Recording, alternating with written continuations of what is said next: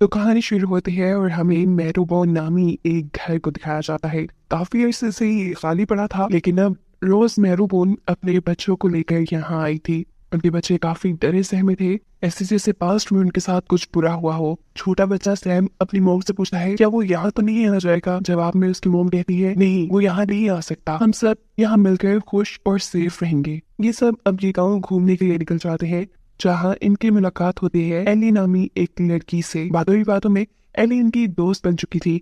वो उन्हें पूरा गांव घुमाती है और बीच में भी ले जाती है। इनके दिन अच्छे गुजरने लगे थे, लेकिन फिर बदकिस्मती से रोज की तबीयत खराब रहने लगी। एक दिन उसने जैक को अपने पास बुलाया और उसे कहा, तुम हमेशा अपने बाकी बहन भाइयों का ख्याल रखना, कभी उनसे दूर न रहना। जिसके बाद वो एक लेटर की तरफ इशारा करते हुए मर जाती है। उसकी मौत ने जैक यानी उसके बड़े बेटे को हिला के रख दिया। वो अब अपने बहन भाइयों को बुलाता है और अपनी मोम का लिखा हुआ लेटर पढ़ता है, जिसमें उन्होंने लिखा था कि तुम चारों हमेशा एक साथ रहना और जब तक जैक 21 साल का ना हो जाए तब तक मेरे मरने की खबर बाहर नहीं जानी चाहिए, क्योंकि यूएसए में गार्डियन के बगैर कोई भी नहीं रह सकता और गार्डियन की उम्र कभी 21 साल से कम नहीं होती। इस टाइम जैक की उम्र 21 साल से कम थी। ये लोग अपनी मोम के सामने एक साथ रहने का वादा करते हैं। बिना किसी को बताए वो अकेले ही अपनी मोम का फ्यूनरल करते हैं और फिर दोबारा उनकी लाइफ ऐसे ही शुरू हो जाती है। सब कुछ नॉर्मल चल रहा था, लेकिन एक दिन जब जैक की बहन रूम में बैठी हुई थी तो अचानक कोई उसके ऊपर बंदूक से हमला कर लेता है। वो तो शुक्र था कि गोली कांच से टकरा कर रुकी, वरना तो वो मर जाती। डर कर वो यहाँ अपने बहन भाइयों को बुलाती है। जैक मुड़कर वहां देखता है और सीन यहीं से कट होकर हमें 6 माह बाद का सीन दिखाया जाता है। उनकी जिंदगी दोबारा से नॉर्मल चलने लग गई है, लेकिन जिस आदमी ने उस दिन जैक की बहन पे गोली चलाई थी उसके बारे में कुछ नहीं बताया जाता। जैक का सबसे छोटा भाई यानी सैम अपने ही घर में डरता था। उसे शीशे में खौफनाक चीजें दिखाई देती थी, इसलिए उसका डर कम करने के लिए इन सब ने मिलकर सभी शीशों को ढक दिया। पता चलता है अपने मॉम की मरने की खबर छुपाने के लिए ये सब लोग अपने घर में छुप कर रहते हैं। जैक सिर्फ जरूरत के वक्त बाहर जाता है। अब किसी को शक न हो कि उनकी मॉम मर गई है, इसीलिए वो अक्सर फार्मेसी से उनकी मेडिसिन भी ले आता था। जिसके बाद हम देखते हैं वो एक लाइब्रेरी में गया है जहाँ पर एली काम करती है। ये दोनों ही एक दूसरे को बहुत पसंद करने लगे हैं। एली यहाँ जैक को एक बुक भी देती है, क्योंकि वो जानती है उसका छोटा भाई सैम घर पे ही पढ़ता है। खैर जैक यहाँ खुद बुक रीडिंग में मसरूफ हो जाता है और हम देखते हैं कि एली के पास एक लॉयर आया है। ये लॉयर एली को बहुत पसंद करता है, पर एली उससे नहीं। इस लॉयर को यहाँ पर जैक भी देख किया था।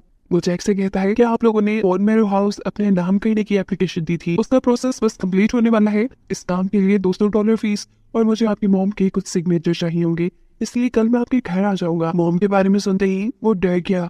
सच्चाई ना खुल जाए इस तरह से वो लॉयर से कहता है, नहीं, मॉम बीमार है, आप ऐसा करें कि डॉक्यूमेंट्स मुझे ही दे दें, मैं खुद साइन करवा लाऊंगा। पर लॉयर बस ये था कि वो कल को उनके घर जरूर आएगा। घर आकर वो ये सारी परेशानी अपने बाकी बहन भाइयों को बताता है कि कल को लॉयर उनके घर आने वाला है और अगर वो यहाँ आ गया तो रोज के महीने की सच्चाई उससे पता चल जाएगी। साथ ही साथ $200 भी उनके पास नहीं है, जो फीस उन्हें ये घर अपने नाम करवाने के लिए देनी है। ये लोग बहुत परेशान थे कि तभी जैक के दूसरे भाई को आइडिया आता है कि क्यों ना वो अपने सीक्रेट बॉक्स में से पैसे निकाल ली। उनकी बात सुनते ही उनकी बहन डर गई। वो कहती है, नहीं, हम वो बॉक्स नहीं खोलेंगे, हो सकता है कि वो बॉक्स कर्स्ड हो, लेकिन अभी इन्हें बहुत जरूरत थी, इसीलिए ये अपने घर के बाहर एक गार के पास से जाके उस बॉक्स को चुरा लाते हैं। खोलने पर हैरानी की बात, उनकी एक्सपेक्टेशन के मुताबिक उसमें पैसे ही थे, जिसमें से इन्होंने $200 उठा भी लिए। इनकी सारी प्रॉब्लम्स हल होने लगी थी। वो यहाँ अपने घर को पेंट भी करते हैं ताकि लॉयर को यहाँ आने पे सब कुछ नॉर्मल लगे। काफी दिन बाद अपने घर के कपड़े धो के लटकाते हैं और लॉयर के लिए घर से बाहर टेबल भी सेट करते हैं ताकि ना वो घर के अंदर आए और ना ही उनकी मॉम के बारे में पूछे। जूस वगैरह भी उन्होंने पहले ही बना लिया था। लॉयर से कुछ फॉर्मल बातें करने के बाद लॉयर जैक को डॉक्यूमेंट्स देता है जिसपे उसकी मॉम के सिग्नेचर चाहिए थे। वो कहता है, चलो अब तुम्हारी मॉम से भी मिल लेते हैं, उनका हाल चाल भी पूछ लेंगे और ये सिग्नेचर भी ले लेंगे। लेकिन जैक कहता है, नहीं, आप उनके पास नहीं जा सकते, उनकी तबीयत बहुत खराब है। वो डॉक्यूमेंट्स लेकर खुद अंदर आ गया, जहाँ उसकी बहन काफी टाइम से नकली सिग्नेचर्स करने की प्रैक्टिस कर रही थी। इतने में जैक की बहन उन डॉक्यूमेंट्स पे सिग्नेचर ही कहती है कि बाहर बारिश होना शुरू हो जाती है। लॉयर उठकर अंदर आ जाता है और सोचता है, अंदर आ ही गया हूँ तो जैक की मॉम से ही मिल लेता हूँ। जब जैक की मॉम की रूम की तरफ बढ़ा था तब उसने नोटिस किया कि घर के सारे शीशे इन लोगों ने ढके हुए हैं। कदमों की आवाज सुनकर जैक को भी पता चल जाता है कि लॉयर अंदर की तरफ आ रहा है। वो अपने बहन भाइयों के साथ मिलकर ऐसे एक्टिंग करता है जैसे वो अपनी मॉम से बातें कर रहा हो और जल्दी से रूम से बाहर आ जाता है। लॉयड ने जैसे ही अंदर जाना चाहा तो जैक कहता है नहीं, आप अंदर नहीं जा सकते, मॉम बहुत ज्यादा हाइपर है, अभी प्लीज खामोश रहें। लॉयर को भी ज्यादा परवाह नहीं थी, उसे तो सिग्नेचर मिल गए थे, पैसे मिल गए थे, जिन्हें कर वो यहाँ से चला जाता है। इनका प्लान सक्सेसफुल होने पे ये सारे बहन भाई मिलकर आज पार्टी करते हैं और गेम खेलती हैं। गेम खेलते खेलते उनका डाइस वहां से दूर जाकर गिर गया, जिसे जब सैम उठाने के लिए जाता है तो उसे पास की एक और डाइस बड़ा मिलता है। वो जब दूसरा भी डाइस उठाता है तो अचानक उसके सामने मिरर पे लगा कपड़ा गिर गया, जिसमें उसे भूत का शैडो नजर आया। वो जोर जोर से चिल्लाने लगा। जैक और सभी लोग वहां पर आ गए। जैक इस टाइम सैम के साथ अपने सभी बहन भाइयों को कहता है कि जाकर टेंट में छुप जाओ। ये टेंट सैम ने अपने खेलने के लिए बनाया था। वो नोटिस करता है कि इस शीशे के ऊपर लगी सीलिंग उनकी टूट रही थी। जहाँ चढ़कर वो सीलिंग के अंदर देखता है तो वहां सच में एक भूत था, जिसे देखते ही उसके सर में दर्द हो गया। वो नीचे गिरा और बेहोश हो गया। उसे होश आया तो उसने खुद को भी टेंट के अंदर पाया। उसकी बहन उसे कह रही थी कि हमने वो पैसे लेके बहुत गलत किया। मैं तुमसे कह रही थी ना, हमें वो पैसे नहीं लेने चाहिए। मुझे पता है ये भूत अपने पैसे वापस लेने के लिए आया है। इसलिए अगले दिन जैक का भाई अपनी छत के ऊपर जाकर चिमनी से वो सारे पैसे सीलिंग में फेंक देता है। सीन के टोकर हम एली को देखते हैं, जो लाइब्रेरी जाने के लिए तैयार हो रही थी। उसे रास्ते में लॉन मिलता है, जो लाइब्रेरी तक जाने के लिए उसे लिफ्ट देता है। रास्ते में वो एली से जैक की फैमिली के बारे में बात कर रहा था कि बहुत अजीब फैमिली है, ना किसी से घुलती मिलती है, ना बात करती है। उसके बहन भाई तो घर से बाहर भी नहीं निकलते और उन्होंने घर के सारे शीशे ढके हुए हैं। मैंने तो सुना है कि उसके डैड सीरियल किलर थे। ये सारी बातें सुनकर एली कहती है हमें इसकी परवाह नहीं होनी चाहिए, ये उनकी लाइफ है और उनका पर्सनल मैटर है। खैर अगले दिन हम देखते हैं कि जैक और एली दोनों ही समुद्र के पास मिले। यहाँ एली जैक से पूछती है कि मैंने सुना है तुम्हारे डैड एक क्रिमिनल थे, एक सीरियल किलर। जो सुनते ही जैक उठ बैठा। वो एली से कहता है उस आदमी की तो बात ही मत करो, कितना टॉर्चर किया उसने हमें, तुम नहीं जानती। एली को लगा कि उसने जैक को डिस्टर्ब कर दिया है, इसीलिए वो जैक को रिलैक्स करती है और दूर खड़ा लॉयर ये सब चीज देखकर बहुत ज्यादा जेलस हो जाता है। इस टाइम जैक घर आ जाता है और घर आते ही उसने अपने आप को कमरे में बंद कर लिया। उसका छोटा भाई जो काफी टाइम से अपनी मॉम के रूम में जाना चाहता था, वो मौका पाते ही अपनी मॉम के रूम की कीज चुराकर उनके रूम में चला गया। वो यहाँ अपनी फैमिली फोटो देखता है और अपनी मॉम की चीजों को हाथ लगाकर उन्हें याद करता है। इसके बाद वो खिड़की से बाहर देखना चाहता था, जिसके लिए वो जैसे ही एक स्टूल के ऊपर चढ़ता है तो वो नीचे गिर जाता है। उसके नीचे गिरते ही यहाँ सामने लगा मिरर के ऊपर से कपड़ा भी नीचे गिर गया। मिरर में वो देखने से डरता था, इसीलिए उसने मिरर का ही कपड़ा अपने ऊपर ओढ़ लिया और जब एक आंख से उसने मिरर में देखा तो उसे अपना आप बहुत बड़ा दिखाई दिया। उसने जोर से चीख मारी और फिर सीन यहीं से कट हो गया। हम देखते हैं कि अब ये चारों बहन भाई एक साथ बैठे हैं। जैक की बहन उसे बताती है कि सैम मॉम के रूम में गया था, वहां जाते ही शीशे पे लगा कपड़ा उतर गया और मुझे लगता है ये सब वो भूत कर रहा है। हमें उस भूत को अंजाम तक पहुंचाना ही होगा। इनकी बातों से हमें पता चला कि जिस भूत की ये लोग इतने टाइम से बात कर रहे थे, वो भूत कोई और नहीं बल्कि इनके डैड थे। वो सीरियल किलर अपने ही बच्चों को मारने के लिए इंग्लैंड से यहाँ तक पहुंच गया था, जिसने अपनी बेटी के ऊपर गोली भी चलाई थी। लेकिन उस दिन किस्मत से जैक की बहन बच गई। इन सब लोगों ने फिर अपनी जान बचाने के लिए अपने डैड को पकड़कर सीलिंग में बंद कर दिया। इन्हें लगा कि वो मर गए। जैक की बहन कहती है कि हमें उनका फ्यूनरल कर देना चाहिए, फिर उनका भूत हमें तंग नहीं करेगा। यहाँ सीन कट होकर हमें पता चलता है कि उस लॉयर को न्यूयॉर्क की एक लॉ फर्म से ऑफर आई थी, जिसमें उसे $5,000 के बदले उस लॉ फर्म का शेयर होल्डर बना दिया जाता। ये सब तो बहुत अच्छी खबर थी, लेकिन प्रॉब्लम ये है कि उसके पास $5,000 नहीं थे। इतने पैसे वो कहाँ से लाता?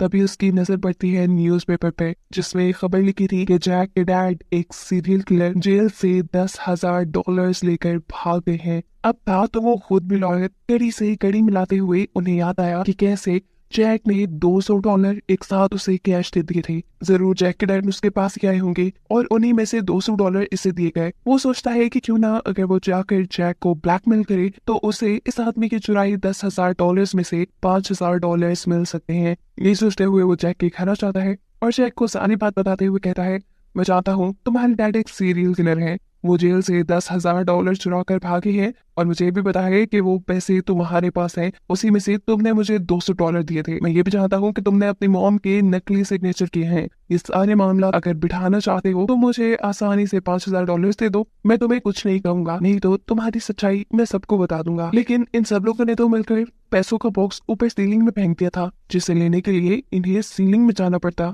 लेकिन वहाँ ये लोग कैसे जाते? वहाँ तो इनके डैड का भूत था। ये लोग एक बहुत बड़ी प्रॉब्लम में आ सकते थे अगर ये उस लॉर्ड को पैसे न देते। खैर फिलहाल ये सब लोग सोने के लिए चले जाते हैं क्योंकि रात हो गई थी। लेकिन जैक का दूसरा भाई सोता नहीं।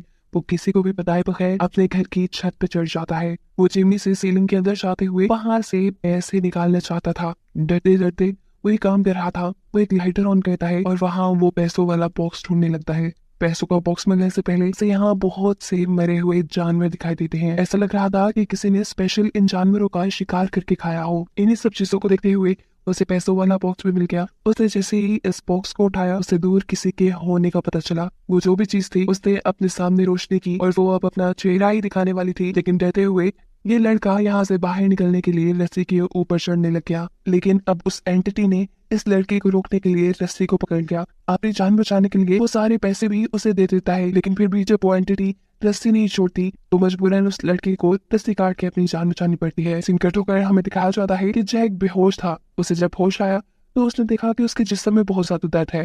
साथ ही साथ उसकी छोटी बहन अपने भाई की पट्टी कर रही है। ये लोग बहुत ज्यादा डरे हुए थे। वो जैक से कहते हैं कि हमारे डैड वो मरे नहीं, वो सीलिंग में अभी भी जिंदा है। बारिश का पानी जमा कर करके वो पीते हैं और जानवरों का शिकार कर करके उन्हें खाकर वो वहाँ जिंदा है। अपने डैड का नाम सुनते ही जैक को दौरा पड़ने लगा था। जैक की छोटी बहन घबरा गई थी कि अब वो क्या करे। उसके दोनों भाइयों की हालत खराब थी। उसके पास कोई चारा नहीं था सिवाय इसके कि वो एली को सारी सच्चाई बता देती और अब एली से मदद मांगती। वो एक फ्लाइट के जरिए अगले दिन एली को मिलने के लिए साहिल पे बुलाती है। एली जब वहाँ आई तो उसे वहाँ कोई नहीं मिला सिवाय एक डायरी के। इस डायरी पर लिखा था, ये हमारी कहानी है। इस किताब से उसे पता चलता है कि पहले जैक और उसकी पूरी फैमिली इंग्लैंड में रहते थे, जहाँ उनके डैड ने उन्हें बहुत टॉर्चर किया। वो एक साइको थे और सीरियल किलर बन गए। वो अपने बच्चों को भी मारना चाहते थे, जिनकी जान बचाने के लिए उनकी मॉम रोज उन्हें अपने इस पुराने मेंशन में ले आई। कहानी यहाँ से फ्लैशबैक में चली जाती है और हमें वो सीन दिखाया जाता है जिस दिन इन लोगों के डैड ने आकर जैक की बहन के ऊपर हमला किया था। इसे देखते ही जैक की बहन डर गई थी। उसने यहाँ जैक को बुलाया। जैक भी अपने डैड को देखते ही डर गया, लेकिन उसके ऊपर जिम्मेदारी थी अपने बहन भाइयों की, जिन तीनों को वो यहाँ सीलिंग में छुप जाने को कहता है और खुद अकेले अपने डैड से निपटने के लिए जाता है। असल में जैक की मॉम अपने हस्बैंड के चुराए पैसे भी यहाँ ले आई थी ताकि उनके बच्चों का फ्यूचर सिक्योर रहे।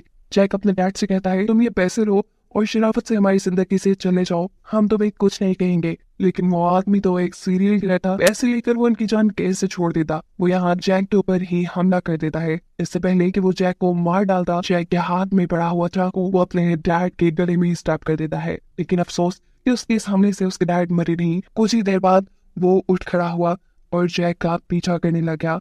जैक जिसे लगा था कि उसके डैड मर गए, वो यहाँ से भागते हुए अपने घर जाना चाहता था। उसके पीछे उसके डैड आकर उसे एक पहाड़ी से धक्का देकर गिरा देते हैं। नीचे गिरते ही वो जख्मी होकर बेहोश हो गया, जबकि उसके डैड चले गए दोबारा उसी के घर। वो इस मरतबा दरवाजे के बजाय चिमनी से ही उनके घर के अंदर जाते हैं, जहाँ जाते ही सबसे पहले उसके हाथ लग गए उसके तीनों ही बच्चे, जिन्हें जान से मारने के लिए वो उनके ऊपर हमला करने ही वाला था। दूसरी तरफ हम देखते हैं कि जैक को भी होश आ गया। वो अपने बहन भाइयों को बचाने के लिए जल्दी से उठकर अपने घर की तरफ भागता है और सीन अब कट होकर दोबारा प्रेजेंट में शिफ्ट होता है। प्रेजेंट में हम देख रहे हैं कि लॉयर जैक से पैसे लेने के लिए जैक के घर आया, लेकिन घर पे उसे कोई भी नहीं मिला। वो लोग कहाँ गए होंगे? लॉयर को इस चीज की परवाह नहीं थी। उसे सिर्फ पैसे चाहिए थे, जिसके लिए वो सबसे पहले रोज का कमरा चेक करता है और यहाँ उसे ये बात पता चल जाती है कि रोज मर गई है और ये लोग रोज के जिंदा होने का ड्रामा करते हैं।